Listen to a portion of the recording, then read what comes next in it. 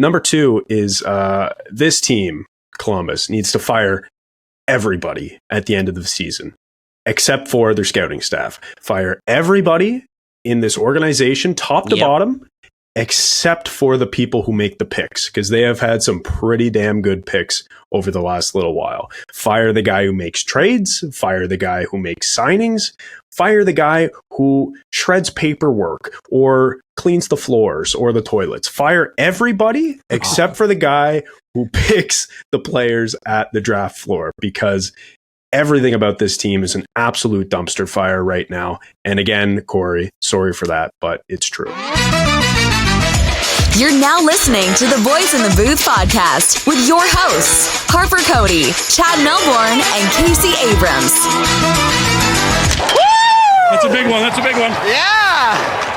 Good evening and welcome to episode 197 of the pod. Cody, Abrams, and Melbourne with you for this one as we get ready to head into the NHL All-Star break, All-Star weekend happening in your neck of the woods this coming weekend, Chad, in Toronto.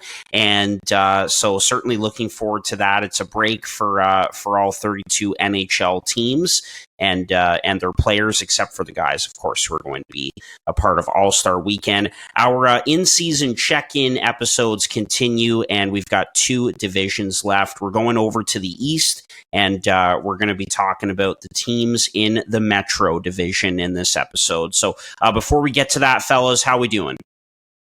Doing good. Trying to absorb a lot in this week, as it is my last week that I have potential in the NHL video games, my last week of being 26 years old. So reading lots of books and watching documentaries and just trying to learn, absorb it all. Trying to reach that medium elite potential, Case? That's right. Or was it franchise? I forget. It was one of the two. It was AHL bottom 14. Yeah, exactly. Doing well, boys. Harper, like you mentioned off the top, the All-Star game and festivities is coming to Toronto this weekend. I won't be attending the game or skills because they're both way too expensive. The game is like $300 for the nosebleeds, and the skills is like $250 for the same thing. So what I'm going to do is on Thursday, they have, it's just called NHL All-Star Thursday, and it's the draft, like the NHL All-Star draft. So there will be all the big name players there going up on stage, getting drafted, including all of the celebrity guests as well, like Justin Bieber, Michael Bublé, Tate McRae, and do you guys remember who the fourth one is? Someone else anyway. So those people will be there. It'll be pretty cool. After that, there's a ceremony to honor the 1967 Stanley Cup winning Maple Leafs. So that will be cool. And then to cap off the event, and by the way, tickets are only like $30, so it's a no-brainer to go. To cap off the night is a 3-on-3 showcase of the PWHL. So right. That'll be really cool as well. So I'm excited to do that on Thursday night. Then on the weekend, my family's coming to visit, and that's going to be crazy. 2 boys under 2, as you guys know. So that'll be exciting.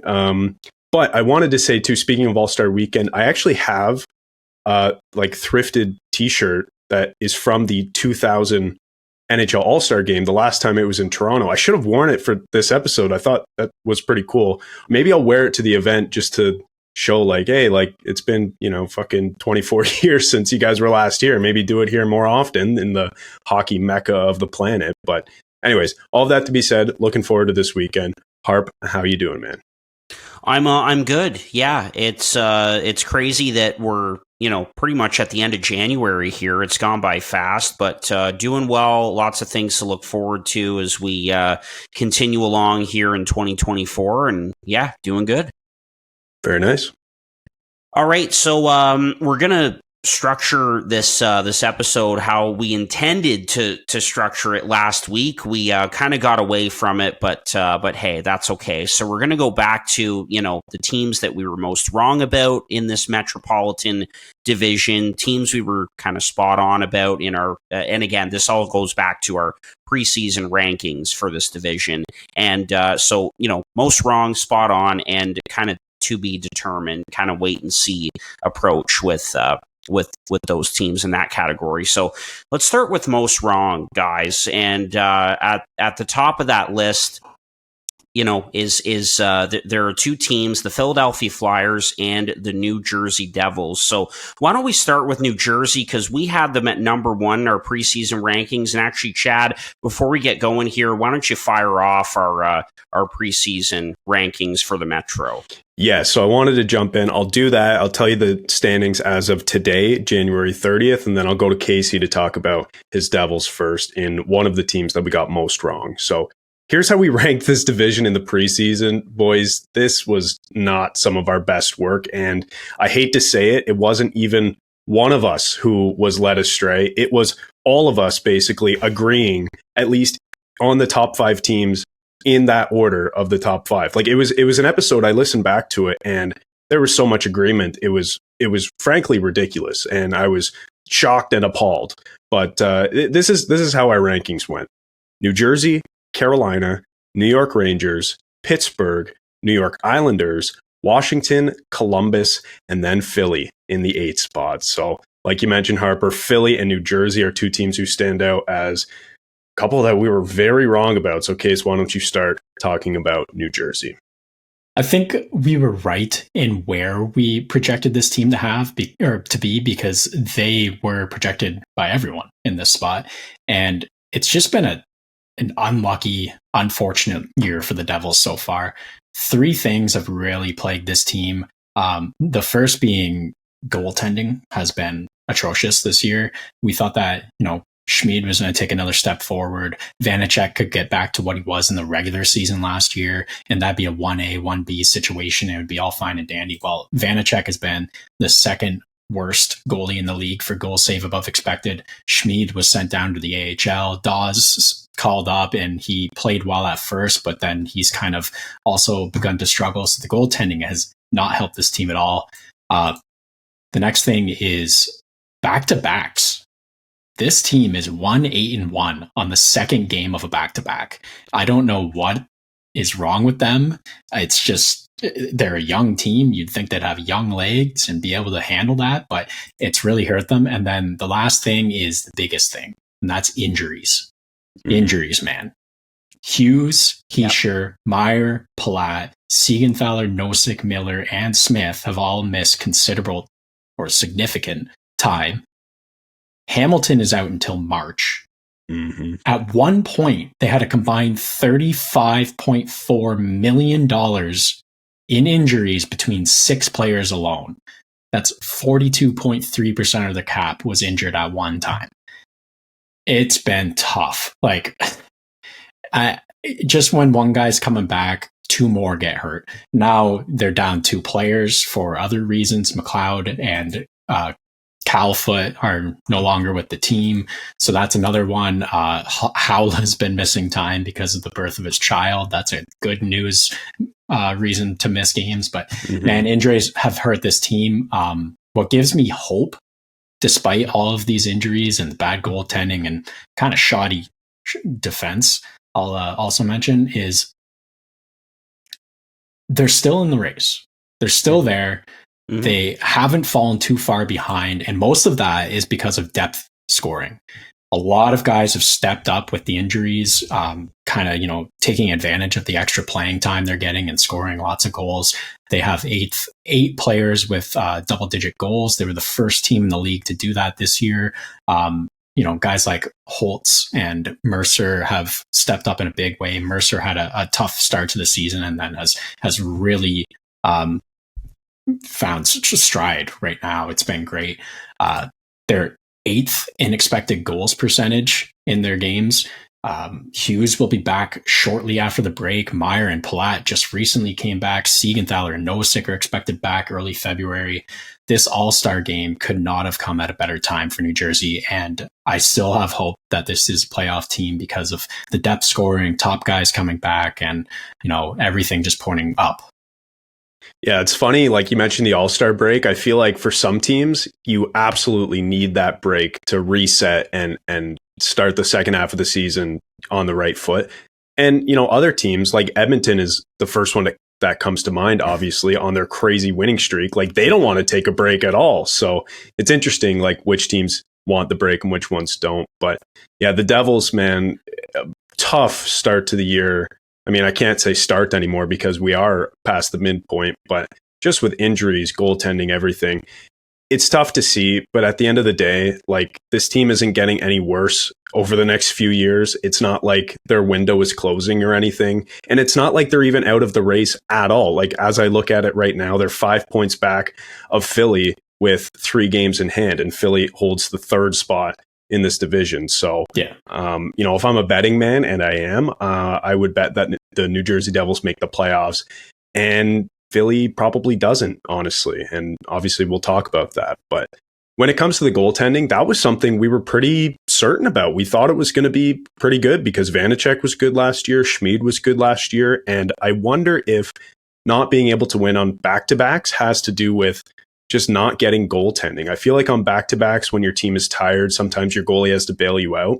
And, they haven't had 2 guys who they've been able to rely on a nightly basis. So I feel like that is contributing to it.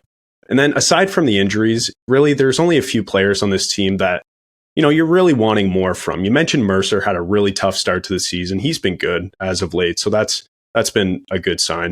Holt, a guy who you expected to be a mainstay, well, he's only played, 20 some games, and he's been great in those games. So that's incredible to see. And then a guy like Timo Meier and Andre Palat, like those 2 players, I know Meier has had some injuries and is adjusting to a new team. I guess Palat is too, but those are 2 guys you probably want more from. But other than that, even though we were clearly wrong in the standings for New Jersey at the midpoint of the season, I could still see them finishing top 3 by the end of the year when it's all said and done, because Jack Hughes back fully healthy, like the dude on a full season's pace is he's a 120 point player.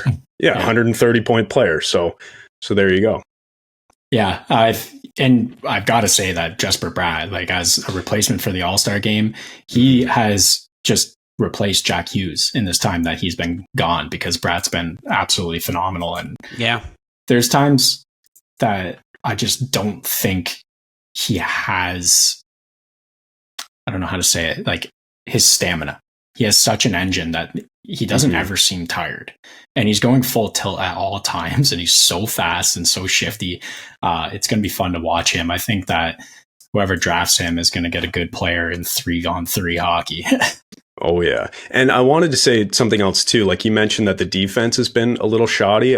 Just looking at some of the numbers, they're in 15th in the league in terms of expected goals against. So they're right basically in the middle of the pack. But we know from last year, this team was, I think, top 5 in both expected goals for and against. So they were good offensively and defensively. You're missing your top pair. Like, that's hurting.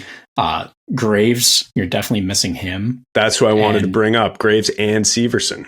You're not missing Severson for defense at all. I mean, look what he's doing in Columbus. True.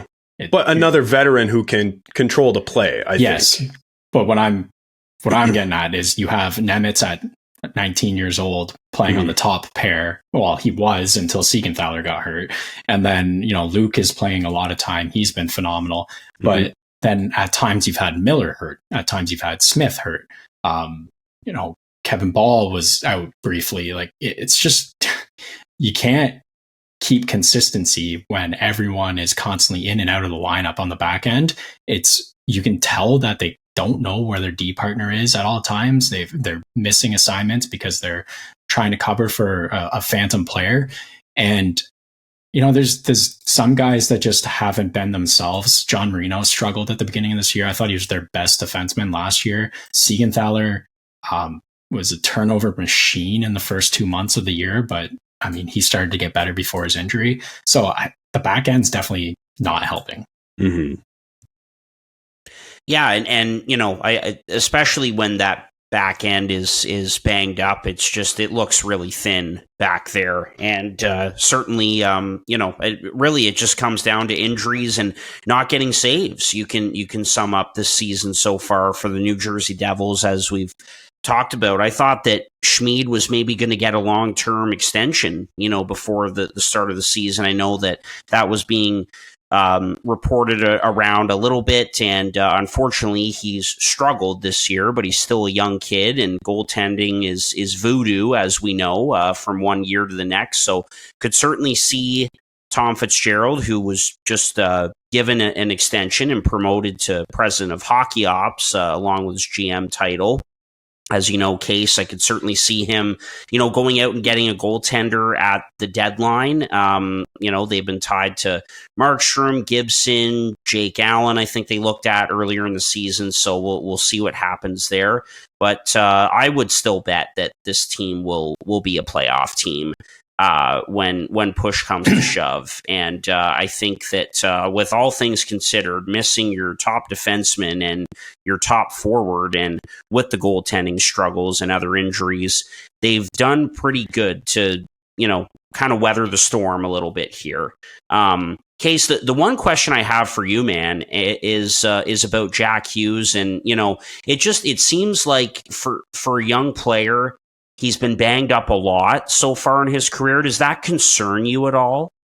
It doesn't really concern me because the injuries aren't like Connor Bedard's, or he's not getting laid out or hurt from big hits. It's like kind of fluky, weird stuff where like he falls on his wrist weird, or like he it bends his knee weird. It's a lot of weird injuries, and it's nothing like concussions or like a Achilles or anything that's going to just keep coming back, a shoulder injury. So yeah, I'm not overly worried about it at the moment. It's been kind of freakish stuff, but if it keeps happening, I'm going to start to freak out.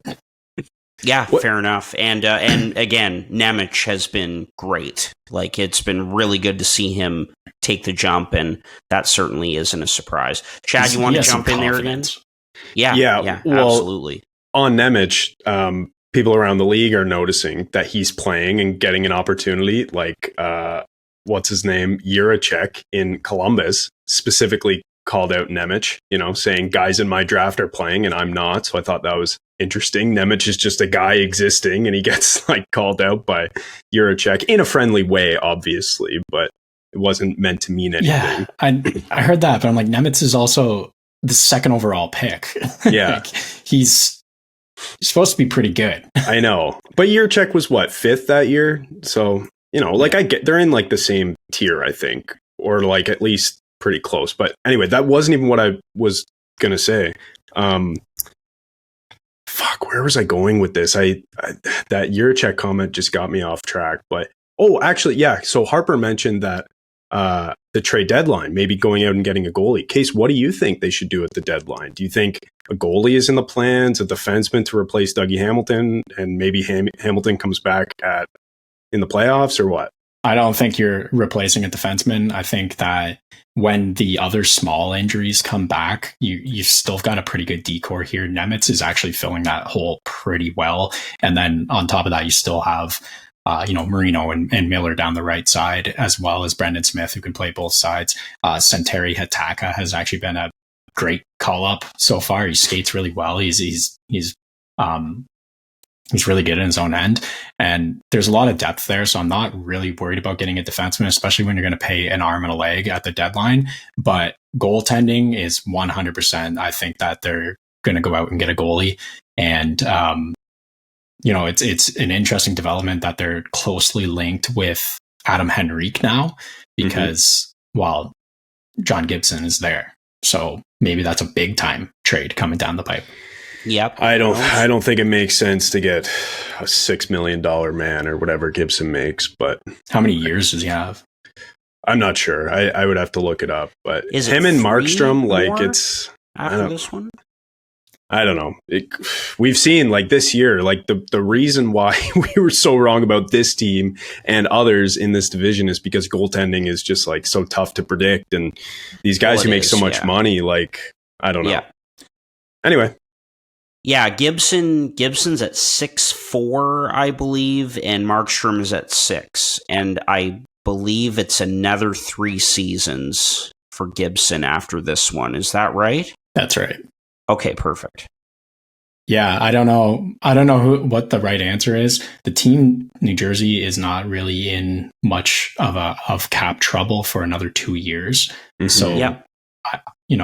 I could see them taking that on and making it work, or working some things around in the future here. Yeah, there's something to be said also about just having peace of mind going into the playoffs, having a goalie like can shoulder the load, so Now they can fudge around the LTIR because Dougie's on there now, and we'll see how that goes. Yeah, true. By the way, Kay, quickly before we move on from New Jersey, Case, did you see that Utica Comets player, Gambarella, or whoever it is, that scored a goal off his face? Yeah. Did you see that? Yeah, Graham Clark just friggin' ripped it off his face. Yeah. Jeez. Yeah. Gambardella, Joseph Gambardella, is that who it is? Okay, yeah. I think he used to be in the Edmonton system. Anyway, I thought that was awesome. But man, it looked like it hurt.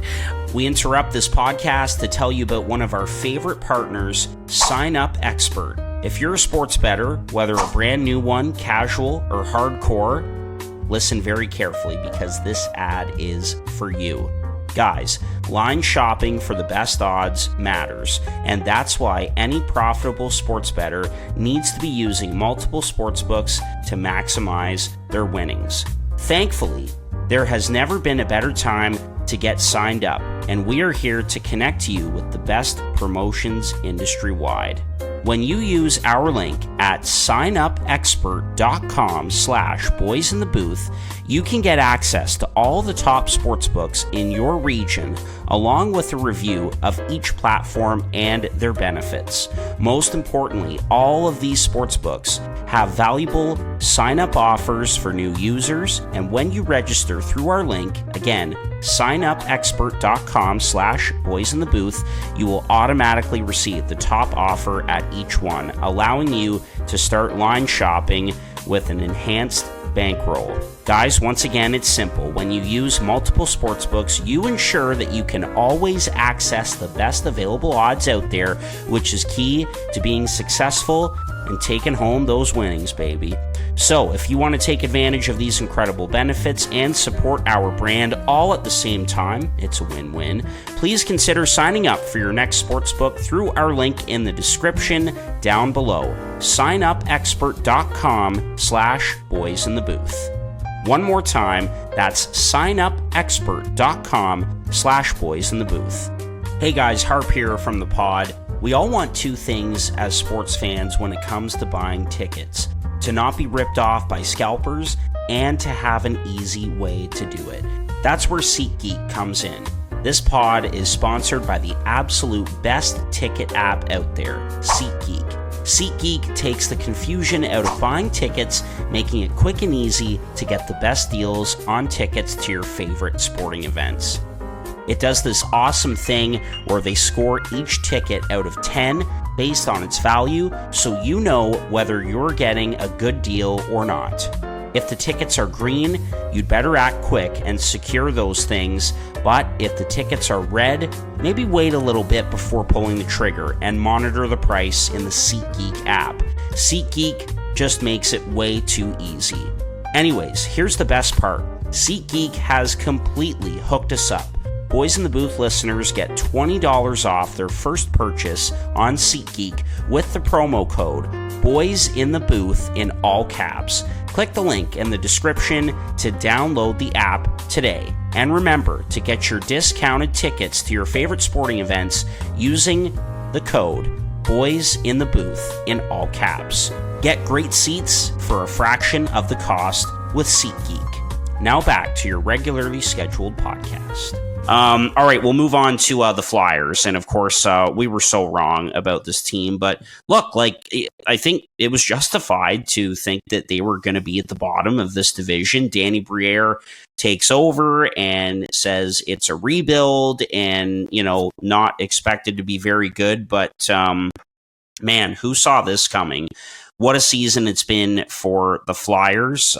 They have slipped lately. They have lost 5 in a row, and maybe we see that continue and could certainly see a scenario where they don't end up as a playoff team. But right now they're in third, and they're 4 points up on the Islanders for third with 56 points. So, guys, what do we have to say about the Islanders? Because I think everyone pretty much in the hockey circles was wrong about this team coming in.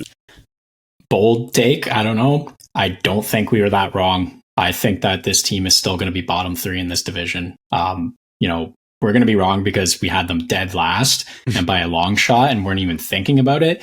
But I don't know how this team's doing it. They're 5th last in expected goals percentage. They're 26th in goals per game, 11th in goals against per game, 30th for the power play, 2nd best penalty kill in the league. That's pretty good.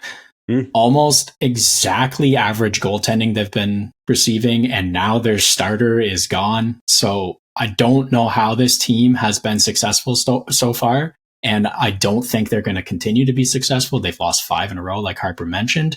I think it's going to just continue to slide for this team as, a Pittsburgh Penguins, who should be better than they are, continue to get better. The New Jersey Devils come back into the mix more. The Islanders might still slip, but they're better than the Philadelphia Flyers. This team doesn't have anyone scoring outrageous goals or outrageous amount. They're getting a bit of depth scoring here and there. Tippett and Konechny have been very fun to watch, but I think that they're absolute pretenders, and I don't think we were that far off on them. Well, we said a few things in our preseason predictions. One is that we very much did say that they were a layup for 8th place, and they still could be. I don't know if Columbus, they might go on a tear because I don't think they're coming 8th, but I could see them 3rd last in this division. I also could too, because this division is really tight. And when you look at the lineups of these teams up and down, Philly kind of stands out as a team who, like you said, Case, they're kind of pretenders.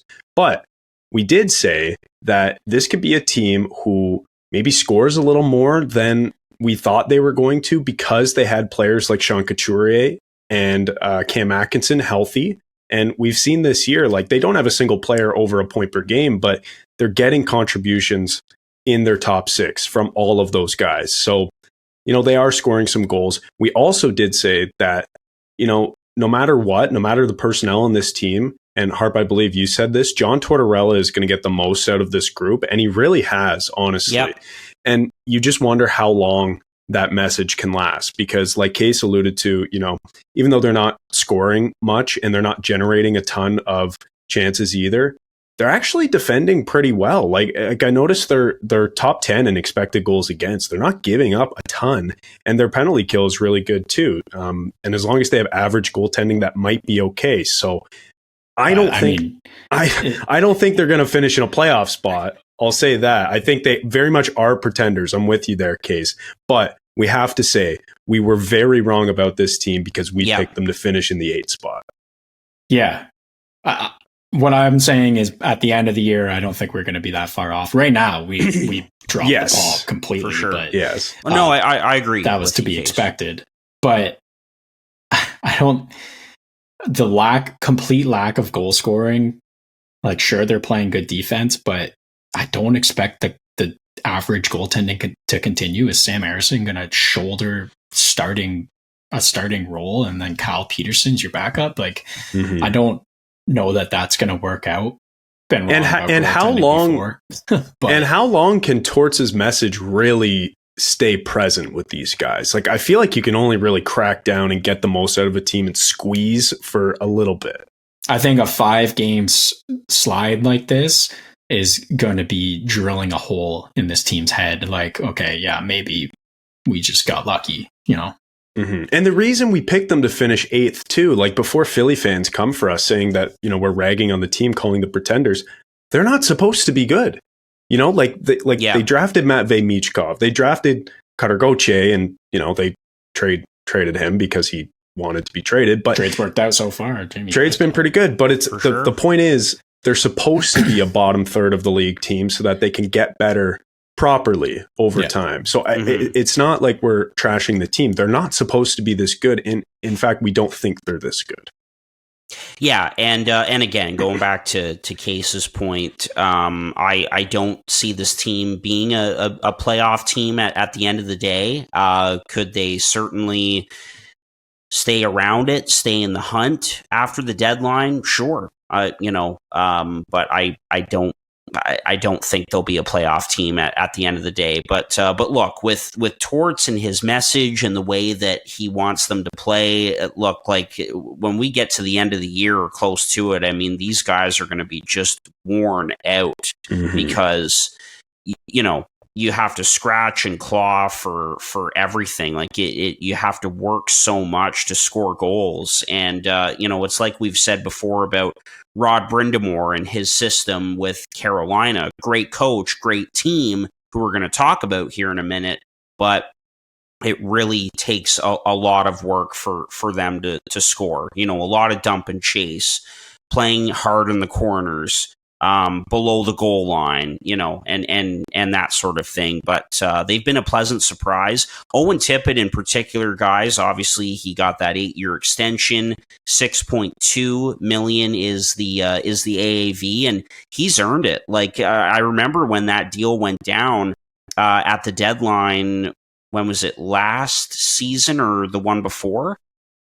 For Claude Giroux to Florida. One before. Yeah. So 2 years ago, I remember us talking about it and being like, how did Florida get, how did they gain assets plus Giroux? Like, it didn't look like Philly got a lot, and Tippett certainly coming out of Florida in that trade was not a guarantee, and he's fit in very well. So that's great for Philly, and also Ersson has been terrific. But you're wondering how long he can continue to shoulder the load here between the pipes for this team, and we're already seeing a bit of a drop off here. And again, regardless of where this team is at, and we'll see where they are at the deadline. We've heard Briere say that the plan is to continue this rebuild, sell off some pieces here, like a Sean Walker, for example, who's had a good season on the blue line for them. And, we'll see about a guy like Nick Seeler as well. So it'll be interesting to see what happens with this team down the stretch. They've certainly slipped here. We predicted this a lot earlier in the year than it's happened. And we'll see where it goes from here. But yeah, we were wrong as of right now on the Flyers big time. Yeah. How about Claude Giroux playing for a lottery team and it's not the Flyers? Think about that. It's just kind of funny. Yeah, exactly. All right, let's get to our spot on section, I guess we could call it. So teams that we were pretty bang on about. There are 3 teams in this category: the Hurricanes, the Islanders, and the Penguins. So we'll start with Carolina, guys. 61 points on the season. They've won 3 in a row, 7-2-1 in their last 10. Kind of had a bit of a rocky start, but they certainly look like contenders again. I remember, a while back, they had a really rough Western Canadian road trip. And at that time, we were wondering, like, is Carolina going to fall off and potentially not be a playoff team? But that just is not going to happen. They look like a contender again for sure. What do we have to say about the Hurricanes, who we were pretty spot on about, and no surprise there? Yeah, they definitely worried us early on this year, but they're in full stride now. And it's interesting that they're not really doing it in the way that we're used to. Usually it's, their top 3 in goals against average, and then, somewhere in the middle of the pack for goal scoring. Well, it's kind of a more balanced approach this year. They're scoring more goals. They haven't been as locked down defensively as they have been in the past. And I mean, goaltending certainly not helping them out in that aspect, but it's more of a balanced approach, and it's working out for them so far. Sebastian Aho has been an absolute dog.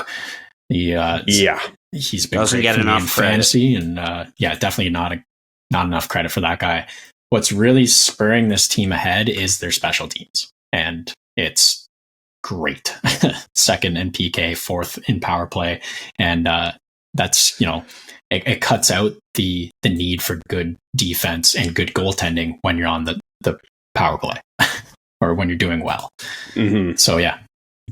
Yeah, I don't have much to say about Carolina because we were spot on. This is kind of how we expected them to perform and how we expect them to sort of finish in this division. Top three, they'll play someone in the playoffs and maybe have home ice advantage. Like that would be the goal for this team. But, the goal really is to just get in and make a run and win some games in a conference final, really. Like that's, they haven't done that in a long time. So this team is where we expected them to be. I would like to push back a little bit, Casey, on you saying they're doing it slightly differently, because I feel like the team is still defending really, really well, and the numbers back that up. They've allowed the second most or the second fewest expected goals against. It's just they haven't had any goaltending this year. They've had like 6 guys play for them, and none have been good at all. Like Antti Ranta has been the worst of the bunch. Freddie Anderson has been injured or is dealing with something. I don't know exactly the specifics of his situation, but we know that both him and Ranta have been injury prone in the past. But like Pyotr Kochetkov has played 23 games and he's minus in goal saved above expected. Spencer Martin, he's played 14 games, also a minus. All I got to say about their goaltending situation is, man, like I bet they're pretty happy they kept 3 guys instead of committing to 1 or 2 of them and kind of rolling the dice on a backup like a lot of teams have done. And I feel like we've talked about this before, but I wanted to bring it up again. This is the new NHL. More teams are going to be carrying 3 goaltenders. My Maple Leafs will be doing it at least until they have to send someone down to clear cap space. But in the new NHL, man, a third goalie who is either 1, waiver flexible, or 2, willing to be a third and carried with the team full time. Those guys are extremely, extremely valuable to have. And Carolina is kind of showing us, not that any of them have been particularly good, but it's just, having different options is always key. And Carolina, I feel like, started that years ago. Yeah, they sure did. And also, like, it avoids the whole e-bug situation, right? Yeah. Like carrying a third goaltender. And Frank Saravalli, I know, is a guy out there who gets pretty heated about the whole e-bug situation, pulling a guy off the street, essentially, and coming into, to play a little bit in a game. And we've seen some great stories and great moments, but at the end of the day, like, this is pro sports, and, you have to be able to have a third goaltender there in case of emergency. And so that's a reason for it as well. But yeah, you need depth at that position. Goalies voodoo, as we've talked about. It's important to carry 3, and we're going to see more teams doing that for sure. I do like the Spencer Martin waiver claim. He was pretty good in Columbus, and going back to last year in Vancouver. But all in all, talking about Carolina, I mean, they're a well-coached team. Sebastian Aho, again, that is a guy who does not get enough credit. I was looking at the Hurricanes stat leaders before we came on here, and he's been absolutely fantastic. So doesn't get enough credit for sure. That blue line is deep. A guy like Brady Shea, I think, has really stood out this year. He's played great. Dmitry Orlov gets an overtime winner the other night, a big cap hit for him, but that's a short-term deal. And then some of their younger players, like, really taking steps forward. Seth Jarvis is second in scoring on this team. So I think they've got a lot of depth. They'll look to add, on the margins at the deadline, and they're a contender for sure. We'll just have to see if they can get over that hurdle, which is the Eastern Conference Finals. It just seems to bite this team every single time they get there. I don't feel bad for them one bit, if I'm being honest. No, that's okay. Wasn't looking for sympathy from you there, Chad. We interrupt this podcast to tell you about one of our favorite partners, Sign Up Expert. If you're a sports bettor, whether brand new, casual, or hardcore, listen very carefully because this ad is for you. Guys, line shopping for the best odds matters, and that's why any profitable sports bettor needs to be using multiple sportsbooks to maximize their profits. Thankfully, there's never been a better time to get signed up, and we're here to connect you with the best promotions industry-wide. When you use our link at signupexpert.com/boysinthebooth, you can get access to all the top sportsbooks in your region, along with a review of each platform and its unique benefits. Most importantly, all of these sportsbooks have valuable sign-up offers for new users, and when you register through our link, you will automatically receive the top offer at each one, allowing you to start line shopping right away with an enhanced bankroll. Guys, it's simple. When you use multiple sportsbooks, you ensure that you can always access the best available odds, which is key to successful and profitable sports betting. So if you want to take advantage of these incredible benefits and support our brand at the same time, please consider signing up for your next sportsbook through the link in the description down below, signupexpert.com/boysinthebooth. If you're planning on signing up for a new sportsbook anyways, you might as well use the link and support the boys.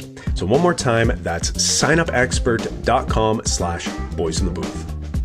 This podcast is also sponsored by the absolute best ticket app out there, SeatGeek.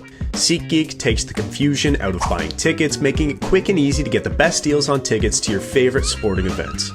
SeatGeek does this awesome thing where they score each ticket out of 10 based on its value, so you know if you're getting a good or a bad deal. If the tickets are green, for example, you better act quick and secure those things because that's a good deal. But if the tickets are red, maybe wait a bit before pulling the trigger and monitor the price in the app. SeatGeek just makes it way too easy. Anyway, here's the best part though. SeatGeek has completely hooked us up.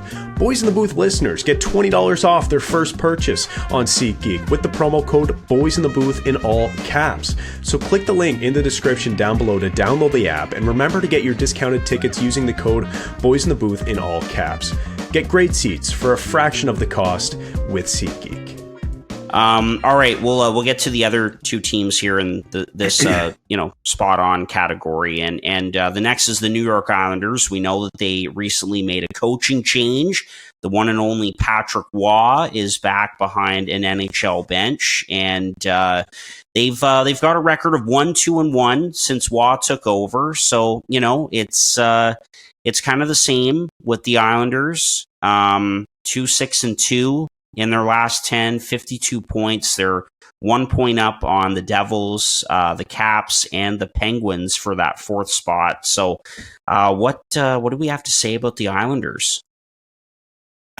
Yeah, moving on to the next confusing team is the New York Islanders, who are 24th in both goals for per game and goals against. So they're not scoring a lot, and they're getting scored on plenty. They have a -23 goal differential and the second worst penalty kill in the league. Yet they're in the playoff race. It's another conundrum here for us. At the beginning of the year, they frightened me. I was looking at this team and being like, when did they get so fast? It's the New York Islanders. Where's their box? Why are they not trapping anymore? I was starting to get a little confused, but they've certainly come back down to earth. Like in November, they lost 7 in a row. Right now, 2 wins in their last 11 is not good. It's a strange team. The top end scoring is certainly there. Mm-hmm. It's the depth that is not. Like a guy like Dobson, like that's a gem found in this team.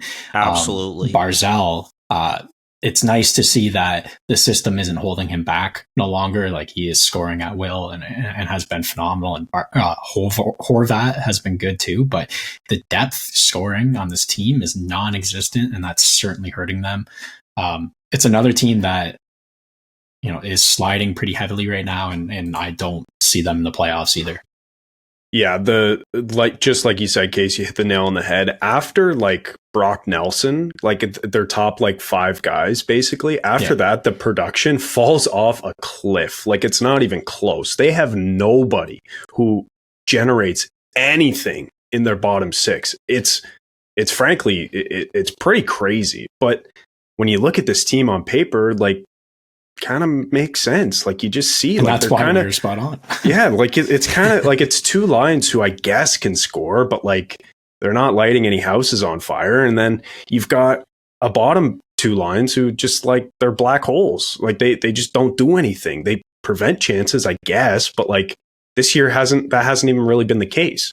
So yeah, they've done one thing characteristically, I think that, they've always done this year, and they haven't generated a ton of scoring chances, even though, there's a few guys who are. On the whole, they haven't been generating a ton. But then they've been doing some things that are sort of uncharacteristic, and there's two of them. The first one is they're giving up a ton of chances against. And this is a team who usually locks it down, plays the trap through the middle, doesn't let you enter the zone or get good chances. So that's one thing that they've, been sort of slacking on, and it's something that's not characteristic of this team. And the second thing is they haven't been getting goaltending, which is also not characteristic. Like Ilya Sorokin, say what you will about Igor Shesterkin. We're going to talk about him later. He's the other Russian goaltender in this division who was thought of as a world beater, who also isn't having a great season. But man, like without Ilya Sorokin standing on his head, what is this team? Like, do they sniff a playoff spot? I mean, I know that they're very much in the race right now. They're sitting in fourth place, but I just don't believe in this team at all. I believe in them a little bit more than the Flyers, but I just don't know exactly what changing a coach is going to do. Like, it's clearly a personnel problem in the bottom six. They have no guys who can score, and for whatever reason, they can't defend either. So I don't know what's going on in New York. Yeah, it's always the case. Yeah. Sorry, just No. quickly on Sorokin. Yep. Like, it's always the case that you have to budget a couple wins, but it's just not coming. Yeah. Sorry, go ahead, Harp. No, that's okay. And again, like you guys said it right there, if Sorokin isn't a world beater, it really exposes a lot of problems on this team. And it just, it's so weird to sit here and say that they're having problems defending and they're giving up too many goals. Like, it's so weird when talking about the Islanders. Noah Dobson, again, he will get some love for the Norris Trophy this season. He has been that good. He's a big body. You notice him every single night. He's been their best player so far this season. He leads the team in points. Yeah. He's a defenseman. Exactly. And the problem is with this team, like, I like the coaching change. I wasn't sure about Patrick Waugh at first, but I do like that. Again, it's different. And, but again, like who the heck saw that coming? Because we never hear anything out of Long Island because it's Lou Lamoriello. But the problem is, like Chad, you mentioned the lack of production in the bottom six and all the issues going on with this team.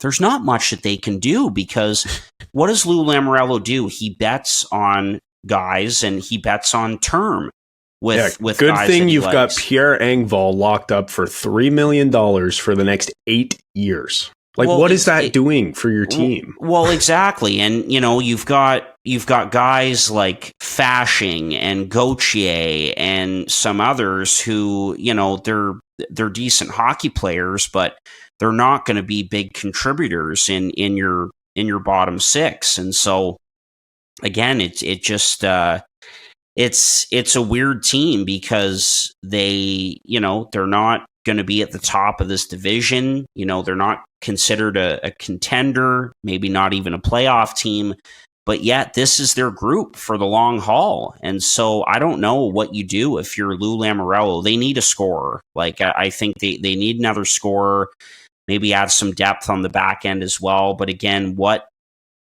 can you do? They're right up against it. They've got all these guys locked up. Like, this is their group that they've bet on. So I don't know. You guys know this, not really high on the Islanders, but again, they're the New York Islanders. Like, they're one of the most unpredictable teams and seem to find a way to hang around it or get in. And so we'll see what happens with this group. But yeah, we were pretty spot on about this team. All right, and fellas, we'll move on to the Pittsburgh Penguins now, and I don't have a lot to say about the Penguins other than the fact that Sidney Crosby is absolutely carrying this team. Like, they will go as far as he can take them. I know that a lot of the talk for the Hart is around guys like McKinnon and Kucherov, McDavid certainly, but Crosby is going to get some love as well. Like, he has been unbelievable at his age. Father Time is undefeated, as we know, as we've seen with another future Hall of Famer in this division who we'll get to, but clearly it is not getting to 87. And it's been amazing to watch. But Pittsburgh hanging around it, fifth in this division, 51 points, tied with New Jersey and Washington, as we mentioned, and a point behind the Islanders for fourth, 4-3-3 in their last 10. What do we have to say about the Pens? This team, I think it's well known that they've been unlucky this year. And so I'm not going to sit here and harp on that very much. What? Harp? What? But like, they've played pretty well defensively. They've gotten excellent goaltending up and down from the tandem here. And the puck is just not going in the net.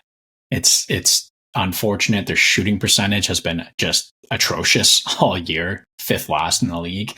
And the expected goals are there, but it's just not coming. They're getting the scoring from the top end, like we always expect from this team, but it continues to be depth that lacks and just luck. Honestly, that's where I'm at with this team. I still think that they could be the 4 spot in this division and in a playoff spot potentially here, but I think we were pretty close with this team. I think we were pretty close too. And like you said, Case, we expect this team to get better as the season goes on because, like you mentioned, they've been unlucky. And the stat that tells me that is they have the second fewest goals for above expected of a -30. They should have 30 more goals on the season. But here's my question. Yes. Here's what I started to think about. Is it luck? I'm glad you're going here. I'm glad you can are. say it's unlucky when your PDO is bad and when your goals against is way below, or goals for above expected is way below. But last year they finished last in the league at -36, and they're -30 at this point in the season. So Is it luck, or is there just a serious lack of finishing talent on this team? Okay, I'm glad you brought it there because that's exactly what I was going to say. Last year they finished second last, and a ton of, and I guess it probably depends what model you're using anyways. But this is a team last year who we continuously said, like, they're unlucky. They're going to get better. They're going to get better. And then they missed the playoffs. And that's when Harper said in, our preseason episode, he said, there's going to be a pissed off Sidney Crosby this year because they missed, and he's going to go on a tear. And we have seen that. He was great last year. He's just as good this year. The top end guys, there's never been an issue with them. And that includes like guys like Letang and Erik Karlsson too. Like, they have both been really good. On top of, Malkin has been pretty good, and Rust has been good when he's in the lineup. Gensel has been incredible. But it is the depth scoring. The reason I think that this year it could come down to luck more than it did last year is because I think they're better built this year. I feel like they have guys who have traditionally put the puck in the net. Like, looking back at last year's team, who else did you really have? Like, they added Riley Smith this year. I know he's not a guy who is, expected to go out and be a point per game, but that's added depth scoring. Rickard Rakell, I don't really know exactly what he is anymore, but that's another guy who, all he's done his entire career is score like 50 to 60 points. And, we're just not really seeing that much from him this year. So it's one of those things. I think this team has been unlucky. All of the underlying numbers for this team are really good, except for the goals for. So something has to give. They're even getting really good goaltending this year. I just feel like I'm going crazy because I've been saying the same things about this team for the last 2 full seasons. So we'll see. But if I trust the numbers, and I usually do, or at least some contextualized version of these numbers, then I think that they will be a playoff team when it's all said and done, or at least a bubble playoff team, or in the race, which they very much still are. They've only played 46 games. And that's the lowest of all of the teams basically surrounding them. Like, they have some ground to make up, but if I'm looking at the numbers, looking at the personnel, and everything going into this team, I think they're going to figure it out and be about fourth best, which is where we predicted them, which is why we have them in the spot on category.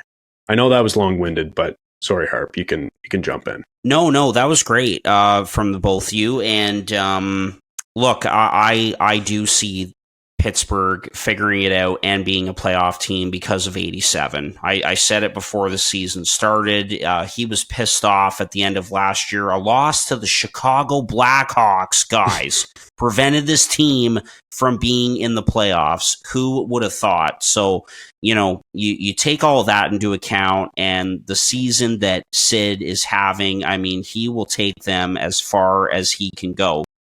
The other thing that we haven't really mentioned, with all the stars and all of the future Hall of Famers on this team, that power play has been absolutely atrocious this year. I don't understand it, with everybody. And yes, bringing in a player of Erik Karlsson's caliber is great, but I think that it kind of threw things off. You've had the same power play quarterback for, the last 10 years in Chris Letang, and then you add a guy like Erik Karlsson who can do the same thing, just as well, if not better. And I just think, there are other factors certainly, but I just can't get over how terrible this power play has been.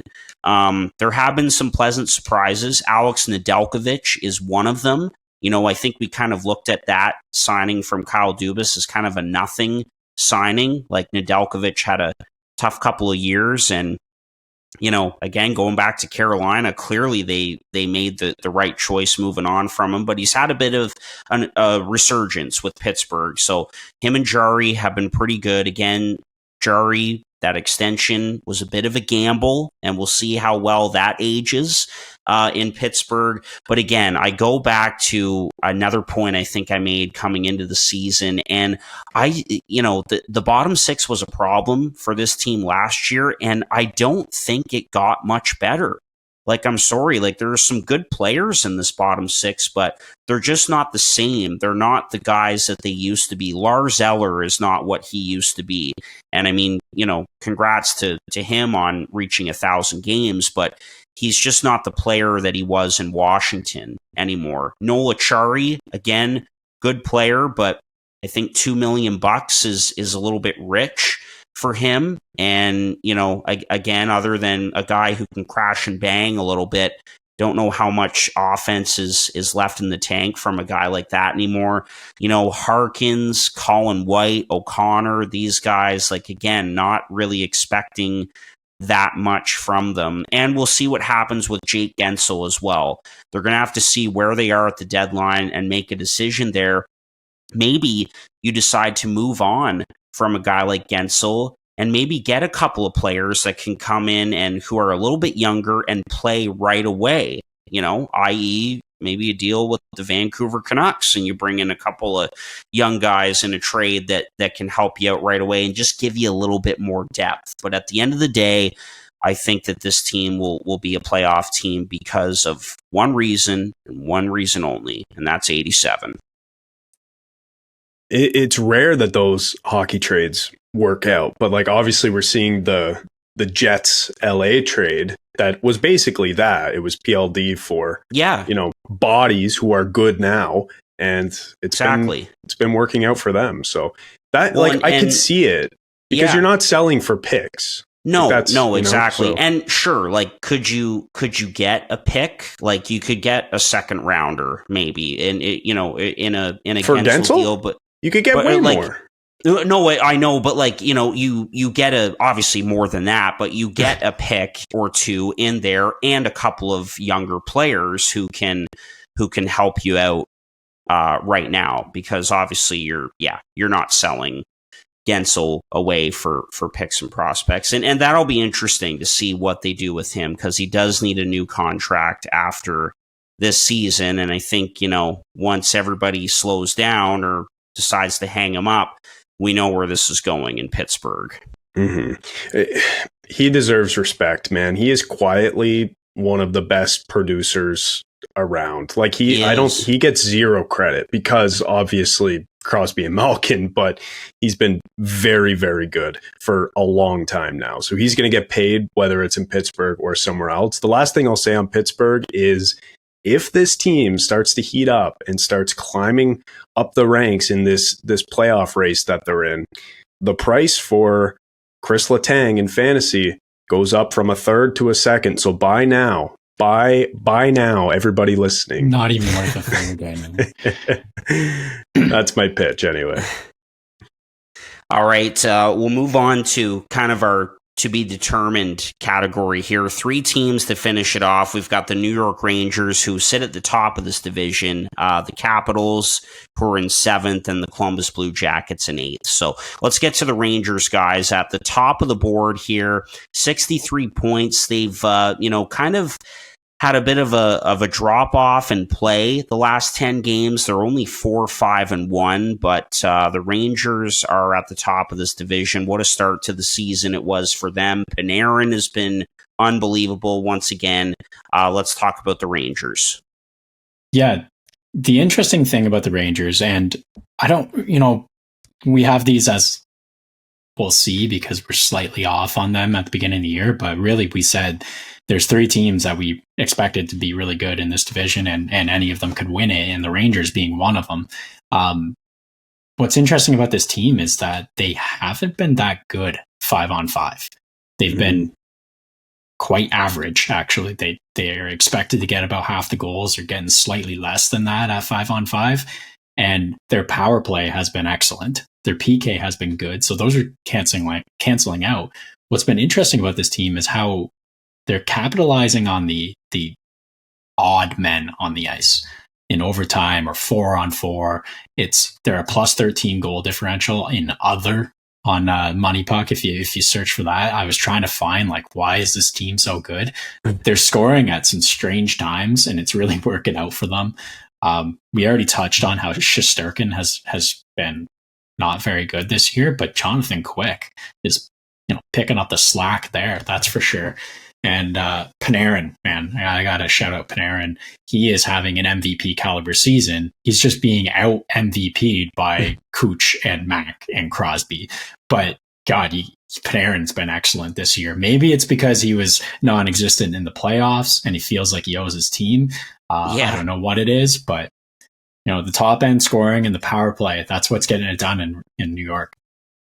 Yeah, I mean, no shock the power play is good. They've had a lethal power play for years now. Like the one year when Chris Kreider scored 50 goals, more than half of them were on the power play. So, it's been good for a while, so there's no shock there. But like you're kind of alluding to, Case, when you look at the rest of the numbers on this team, like possession and scoring chances for and against, they're kind of just mid, which is so shocking, which makes it so shocking that Shesterkin has been below average too, because you'd think that, they're not giving up a ton of chances. They're still in the middle of the pack, but Shesterkin's been pretty leaky, and, Quick has clearly been able to thrive in this system. There's something going on there. I'm not really sure what it is, but yeah, all the numbers just point to this team being mid. Well, everything being mid, and then the goal score or the goaltending being kind of poor, you'd expect this team to be in a third spot.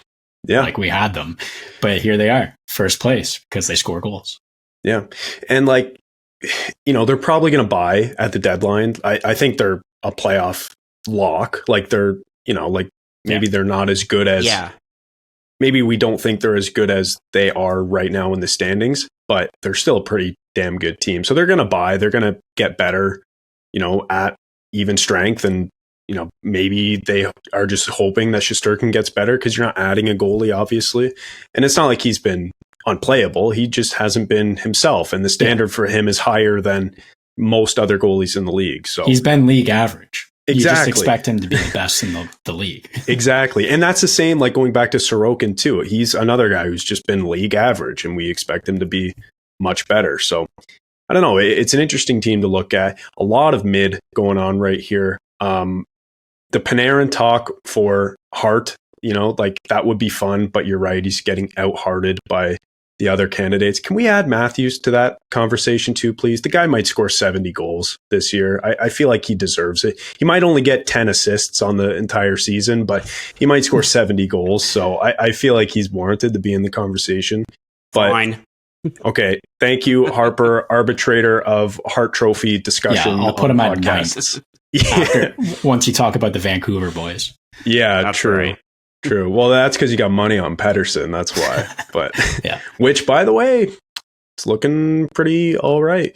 But last thing I want to say about the Rangers is Panarin, going back to him. I feel like this has been said before, but maybe one of the best free agent signings ever.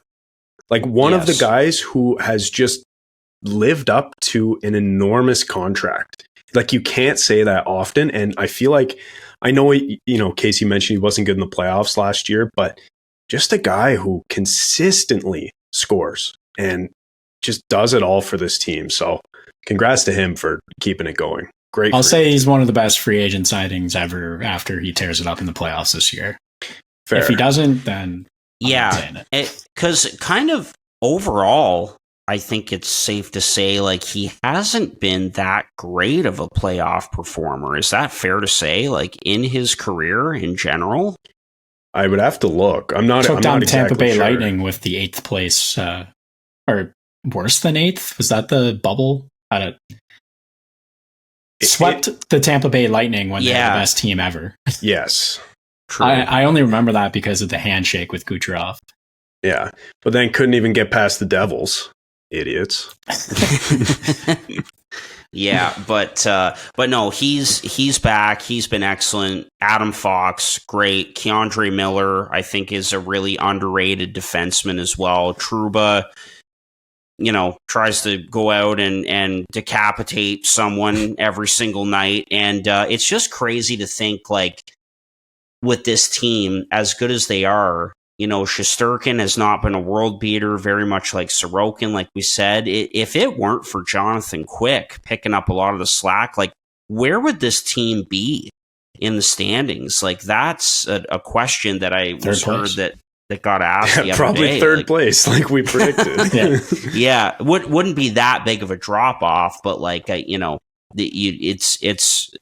an argument to be made there. They wouldn't be this good, and maybe have the kind of start that they did. But I think for this team, they need to add more speed to their lineup. I think that they've gotten older. It seemed like 5 minutes ago that they put a letter out to the fans that we're gonna rebuild this thing, and it was a retool is what it was. They turned it around very quickly, made it to the Final Four a couple of years ago, and we're looking at them like contenders again, but obviously they're looking for a third line center, and that sucks what happened to Philip Hedl.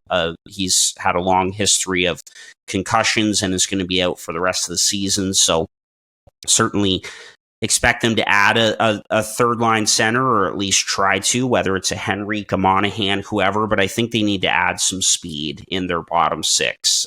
We saw that they put Bonino on waivers, and I just think that part of this 4-5-1 stretch, a part of the reason for that, this kind of drop is I think they're just getting outskated by some other teams. So that's something that they're going to have to address a little bit, but I like the Rangers. They're a good team, and I think that Shesterkin can certainly get back to being the Shesterkin that we know. So, Yep. We interrupt this podcast to tell you about one of our favorite partners, Sign Up Expert.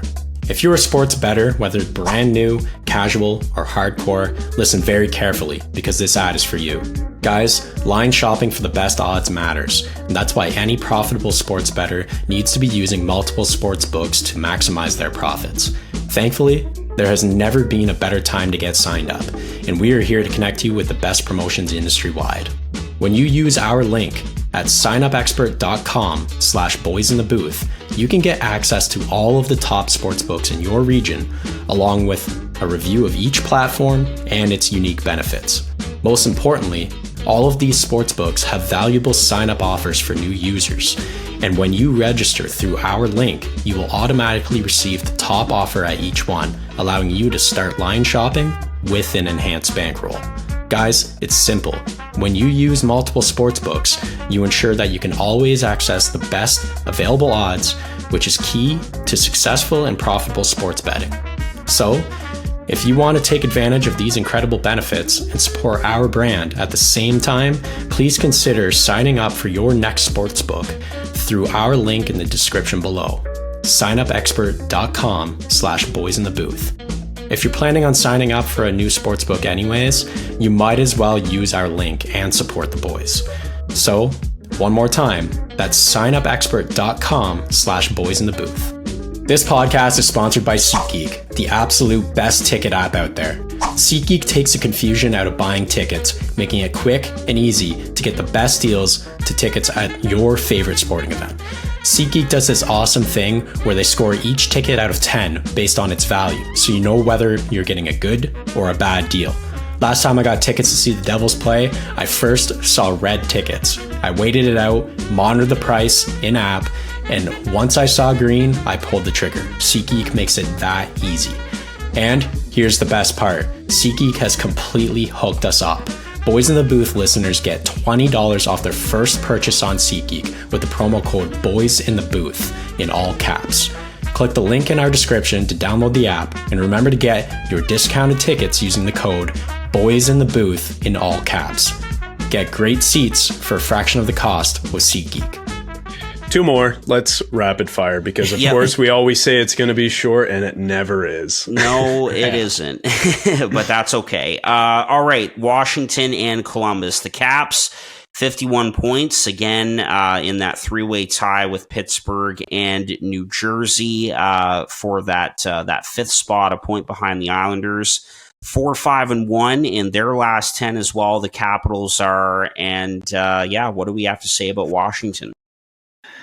I had a couple in the preseason rankings, a couple of hills that I died on, and a couple of moments where I said, I'd like the record to show that I'm saying X. Well, this is the only one that I was 100% right about. The others, I might have been a spot or two off, or a couple aspects of the game I was wrong about with my my stake in the ground, but the Washington Capitals, I had them in 7th place because I said that they took a step back last year in goal scoring. They're getting older, and they're going to continue to get older, continue to be hurt often, and not score. Well, this team is not scoring goals. They're also hit with injury bugs left, right, and center, and the older guys are continuing to take steps back. They're third last in goals for a team that was just historically good at scoring over the last 10 years or more. They're third last in expected goals, so it's not like they're being unlucky or, things aren't working out for them. They're just not good at scoring goals now. Ovechkin has 9 goals, is unbelievable, and he's still leading this team with 31 points in 44 games. Mm-hmm. So not much else I need to say about this team. It's unfortunate that Pacioretty continues to get hurt, same as Backstrom. There are guys that, Dylan Strome continues to be a bright spot on this team, but Wilson isn't where we expected him to be after signing a contract, and Oshie continues to regress, and it's just looking more and more like a rebuild coming for the Washington Capitals and their minus 31 goal differential. Yeah, honestly, I'm surprised that's all it is. And I feel like the goal differential will be a lot worse if not for Charlie Lindgren, who's played pretty well this year, and he was good last year too. But yeah, man, the craziest thing about this team, in case you hit the nail on the head in the preseason talking about this and predicting this, they just can't score, which is shocking because Alex Ovechkin might be the best goal scorer in NHL history. He's chasing down that record still. And this is the first season, I think it's fair to say, over the last 5 years where the record feels almost out of reach. If the scoring continues to go like this, he has 9 goals and we're 47 games into this season right now. 9 goals. That's it. Not even on pace for 20 goals. That would be, it will be his lowest goal total ever. And the record just feels almost impossible. Whereas every year leading up to this one, it felt like all but, like a foregone conclusion that it was going to happen. So it is a little concerning. Dylan Strome has 19 goals and Ovi has 9. Like that's like like if you told me that at the start of the year, 47 games in, those would be the numbers, I wouldn't believe you. It is just shocking. I will say, even though the team as a whole isn't generating a ton of chances, like you said, Case, I think they're like 30th in expected goals for or something. Like that's just not their identity anymore. Ovi is shooting below expected. He should have about 6 more goals according to the numbers. I don't know if maybe like you can factor in some age regression there, like if he's just not as accurate anymore or can't shoot the puck as hard. Like it seems like quite the drop off, and I want to attribute it more to being unlucky rather than just forgetting how to score goals. Because he personally is still generating chances. When I said there would be regression in this team and less goal scoring, I wasn't talking about Ovechkin. So no, of course not. Of course not. It's crazy. The guy has stood in the same spot on the power play for 15 plus years now and continued to score goals, even though teams know what he's doing. So I don't know. It's shocking that this is the first year it's not happening. Well, it is shocking, and I mean, we kind of saw this drop off with a guy like Teemu Selanne all those years ago, right? And so it does happen. I'm gonna go ahead and say that he doesn't get the scoring record. I mean, anything could happen. It is Alex Ovechkin at the end of the day, but how many does he need right now? Can we look this up just so I can make a prediction here? Sure, but. While we're looking that up, I mean, look, a lot of miles put on that body, and he's been pretty much like healthy for the most part of his career. Like he hasn't missed significant time like a Sidney Crosby, where there was a one point in time we were worried about, Crosby's career being over with all those concussions and everything. And so I just think, again, Elliot Friedman's line, Father Time is undefeated. It applies to certain guys at certain times. Right now, it's showing with Ovechkin a little bit. He's older, and just hasn't looked as noticeable. And again, another factor why this team isn't scoring goals is Evgeny Kuznetsov, and that continues to be a problem for this team. He's in and out of the lineup. He's playing on the fourth line. You don't even notice him on a lot of nights, and they've got to find a solution there because he has not been the same player, that same driving force that he was that year that they won the Stanley Cup in 2018. Anyway, did you find how many goals he is back? Yes, so he needs 63 goals. He signed for 2 more years after this one at 9.5. So 63 goals. I think that's so doable, man. If he scores 10 more goals or say he scores, 10 more goals this year, then I don't know. I think he can continue to put up 20 goal seasons for that would be 27 goals a season, 26 and a half over the next 2 years he's signed. And if he's short, he'll sign a 1-year deal, probably do it. Yeah. Because by the end of it, he will be... How old will he be at the end of his deal? 40. 40, okay. Yeah, like I'm not going to go as far as to say he doesn't hit it. But all I wanted to say is this is the first year that it's felt like it might be in question. Yeah. Yeah, last year we were like, oh, it's happening. Now we're like, doing math. Yeah, exactly. Okay. Well, given that information, I'll change my stance a little bit and say that it's not totally going to happen, that, it could, there's still a possibility there because I could still see him hitting 20 goals this season and maybe going on like a 3 or 4 game rip or something. I'm surprised that this isn't like at the top of every hockey section on every sports book. Like this should be like to bet on it, like whether he does or doesn't. Break the record. Yeah. Like yes, probably like I don't know. Do we think it's more likely than? I think it's more likely than not. So maybe it's just not worth it to bet on it because there's no value. Anyway, I don't know.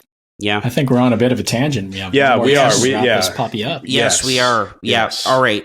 Moving on from the Capitals to the Columbus Blue Jackets, the final team we're going to talk about in this division, in kind of the to be determined category. It's been a tough year in Columbus. 40 points, 3-5-2 in their last 10. That was an exciting game against Vancouver this past weekend, I will say, but it's been another tough year for CBJ. Guys, thoughts on the Jackets before we wrap this thing up? Yeah, I had this team higher because I just kind of expected them to take a step. Finally, I thought that it was about time that this is their year, that, you know, they show a bit of a glimpse of getting better, and then next year even better. But they just haven't quite got that step that they expected, and the veterans on this team have not pulled their weight in their own way. You know, Line is taking a leave at the moment right now, and he's struggled this year. And Boone Jenner hasn't been, an all-star. Well, so thanks, and Johnny Gary. Gaudreau, you expect him to be a point per game or more. He's not there. You've found players taking the step forward. Fantilli has been great, like we expected. Marchenko continues to be a goal scoring machine. Voronikov has been pretty good in his own way, and 23 years old. But then, you know, you don't have steps from guys like Juracek, who's been in and out of the lineup. Sillinger, which we thought was going to be the man of the future for this team, but he's continued to struggle a bit. Boakfist, Bean, the list goes on. They just they need everyone to buy in and take a step forward, and it hasn't happened. But how much can you complain when you're this team? Like, you're going to get another sick pick. They've drafted so well over the last few years. Their pipeline's stacked. No complaints. Yeah.